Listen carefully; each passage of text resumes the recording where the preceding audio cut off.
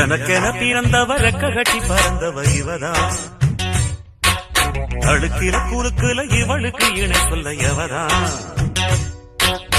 ஊரையெல்லாம் இவதானே கூவி அழைச்சா. ஆசை மாம இவன் தான் பாட்டு படிச்சா. எம்மாடியோ